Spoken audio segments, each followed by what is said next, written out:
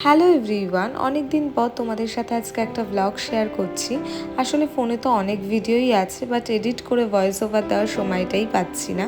তোমরা তো জানো আমাদের বাড়িতে লোকনাথ বাবার বাৎসরিক পুজো হয়। তোমাদের সাথে আগেও অনেকবার পুজোর ব্লগ শেয়ার করেছি। তো সেই রকমই এবছরও পুজো আসার 2-3 দিন আগে থেকেই আমি ব্লগ করেছিলাম। তো সেটাই তোমাদের সাথে আজকে শেয়ার করছি।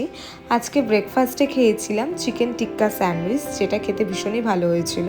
আর এই ক্যানভাসের ড্রয়িংগুলো দেখছো, যেগুলো আমার বোন এঁকেছে।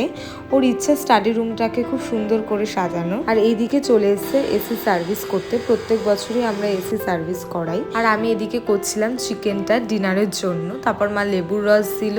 আর এইদিকে বোন তো হেয়ার প্যাক লাগিয়ে বসে রয়েছে। তারপর আমি স্নান করে এসে লাঞ্চ করে নিই। আর আজ লাঞ্চে ছিল ভাত, চিচিঙ্গা, ফিশ ফ্রাই, তারপর ছিল কাজলি মাছ, আর ছিল ডাল। আর খেয়ে উঠে যেটা না খেলে আমার একদমই চলে না, সেটা হচ্ছে মায়ের বানানো টক দই। মা জাস্ট দারুণ বানায়। তারপর কি খেয়ে দিয়ে উঠে একটু রেস্ট নিয়েই বিকেলের দিকে বেরিয়ে পড়ি। বৃষ্টি পড়ছিল, বাট আমাদের বেরোতেই হতো, বাড়িতে পুজোও চলে এসছে। প্রথমেই আসি টেলারে, যেখান থেকে আমি ব্লাউজ বানাই।